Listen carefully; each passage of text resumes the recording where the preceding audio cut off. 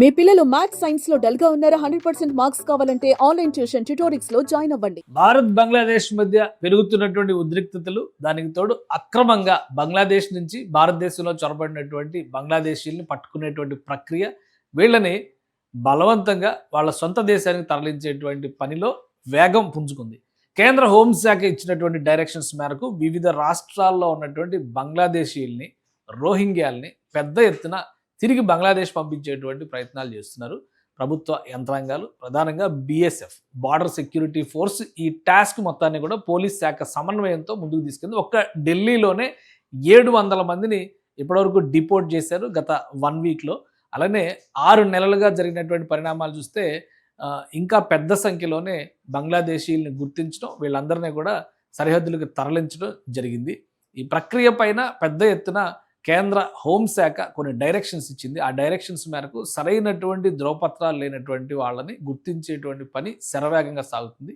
అటు ఢిల్లీ, రాజస్థాన్, గుజరాత్, మహారాష్ట్ర, పశ్చిమ బెంగాల్, బీహార్, ఒరిస్సా లాంటి రాష్ట్రాల్లో పెద్ద ఎత్తున రోహింగ్యాలు, బంగ్లాదేశీయులు పట్టుబడుతున్నారు. ఎక్కడా కూడా అనుమతి లేకుండా, ఎలాంటి సరైనటువంటి పత్రాలు లేకుండా వీళ్ళు ఢిల్లీ వీధుల్లో అయితే పెద్ద ఎత్తున చొరబడినట్టుగా సమాచారం వచ్చింది. దీంతో ఢిల్లీ పోలీస్ శాఖ స్పెషల్ డ్రైవ్స్ నిర్వహిస్తుంది. దానికి సంబంధించినటువంటి అప్డేట్స్ ఒకసారి మనం చూద్దాం. అయితే ఇదే అంశం సరిహద్దుల్లో ఉద్రిక్తతలకు కూడా కారణమవుతుంది. అది ఏ విధంగానో ఒకసారి విశ్లేషిద్దాం. ఇది 900 illegal Bangladeshis residing in Delhi will be deported. మొత్తం 900 మందిని గుర్తించారు. వీళ్ళందరినీ కూడా పంపించేసేందుకు ప్రణాళికలు చేస్తున్నట్టుగా Devesh Chandra Srivastava, Delhi deputy commissioner, special commissioner, ఆయన అనౌన్స్ చేశారు. సో వీళ్ళందరినీ కూడా, వీళ్ళే కాదు, ఇక్కడ చూసే కనుక ఢిల్లీ, హర్యానా, రాజస్థాన్, గుజరాత్, మహారాష్ట్ర, ఉత్తరప్రదేశ్, గోవా ఇలాంటి ప్రాంతాల్లో కూడా ఉన్నాయి. మహారాష్ట్రలో కూడా, ఢిల్లీ తర్వాత మహారాష్ట్రలో పెద్ద ఎత్తున వీళ్ళు బంగ్లాదేశీలు, రోహింగ్యా ముస్లింలు పట్టుబడుతున్నారు. దాదాపు ఇప్పటికే ఒక 150 మందిని పహల్గాం ఇన్సిడెంట్ తర్వాత తరలించినట్టుగా చెప్తున్నారు. ఒక్క పశ్చిమ బెంగాల్లోనే 1200 మందిని సరిహద్దులు దాటించినట్టుగా BSF రిపోర్ట్స్ చెప్తున్నాయి. దీంతో పశ్చిమ బెంగాల్ సరిహద్దు ప్రాంతాల్లో ఉద్రిక్త పరిస్థితులు నెలకొంటున్నాయి. ఈరోజు ఉదయం కూడా పశ్చిమ బెంగాల్లో కొంతమంది బంగ్లాదేశీయుల్ని సరిహద్దు దాటించే ప్రయత్నం చేస్తే వాళ్ళు బంగ్లాదేశీయులు కాదు, భారతీయులే అని ఆరోపిస్తూ అటు నుంచి బంగ్లాదేశ్ సైన్యం కూడా అక్కడ ఉద్రిక్తమైనటువంటి వాతావరణాన్ని సృష్టించే ప్రయత్నం చేసింది. దీనికి సంబంధించినటువంటి దృశ్యాలు కూడా బయటకు వచ్చినాయి. ఇప్పుడు ఒక సంచలనాత్మకంగా మారుతుంది. Recently deported Bangladeshi illegal were cent back to the international borders zero line by Bangladesh border guards.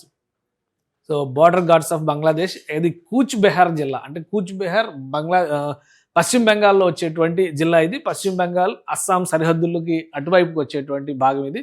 So ఇది అక్కడ తాజా పరిస్థితి. దానికి సంబంధించినటువంటి దృశ్యాలు కూడా బయటకు వచ్చినాయి. ఇక్కడ బంగ్లాదేశ్ బార్డర్ సెక్యూరిటీ అధికారులందరూ కూడా ఎవరినైతే డిపోర్ట్ చేశారో మళ్ళీ వాళ్ళందరినీ కూడా తిప్పి పంపించేటువంటి ప్రయత్నం చేయడంతో బంగ్లాదేశ్కి, ఇండియాకి సరిహద్దు పాకిస్తాన్ లాగా కంచె వేసి ఉండేటువంటి సరిహద్దు ప్రాంతం కాదు. అక్కడ అటు ఇటు కూడా రైతులు సాగు చేస్తున్నటువంటివి ఉంటాయి. కాంప్లికేటెడ్ ఏరియాస్గా ఉన్న కొన్ని ప్రాంతాల్లో మాత్రమే ఫెన్సింగ్ అనేది ఉంది. పూర్తి స్థాయిలో ఫెన్సింగ్ వేయలేదు. సో ఒక్కసారి వాళ్ళని డిపోర్ట్ చేసి పంపించిన తర్వాత మళ్ళీ వాళ్ళందరినీ తిప్పి భారత సరిహద్దుల వైపు పంపించేస్తున్నటువంటి సంకేతాలు చాలా స్పష్టంగా కనిపిస్తున్నాయి. దీంతో సరిహద్దుల్లో కొంత ఉద్రిక్త వాతావరణం నెలకొంటుంది. రెండు దేశాలకి చెందినటువంటి సైనిక అధికారులు దీనిపైన ప్రత్యేక సంప్రదింపులు జరపాల్సినటువంటి అవసరం కనిపిస్తుంది. అయితే భారత్ ఉద్దేశపూరితంగానే రోహింగ్యాలని తమ పైకి నెడుతోంది, తమ వద్దకు పంపుతోంది అనేటువంటి ఆరోపణ బంగ్లాదేశ్ సైన్యం చేస్తోంది. ఇక్కడ రోహింగ్యా సమస్య మరొక కాంప్లికేటెడ్ సమస్య.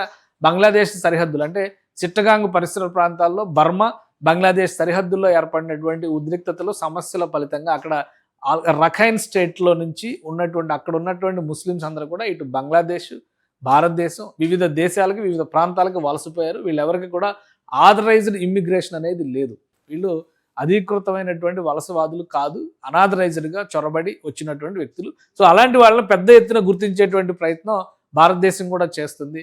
ఇప్పుడు బంగ్లాదేశీ ముస్లింలు, రోహింగ్యా ముస్లింలు, ఈ ఇద్దరి వలన సరిహద్దుల్లో ఉద్రిక్త పరిస్థితులు నెలకొంటున్నటువంటి వాతావరణం ఉంది. అయితే భారత పోలీసు అధికారులు మాత్రం ఒక స్పష్టమైనటువంటి వైఖరిని అనుసరిస్తున్నారు. సరైనటువంటి డాక్యుమెంటేషన్ లేకుండా భారత్లో చొరబడిన కుటుంబాలనే పట్టుకున్నారు. ఒక్క ఒడిశాలోనే 900 మందిని ఒకే ప్రాంతంలో బంగ్లాదేశీయుల్ని గుర్తించారు.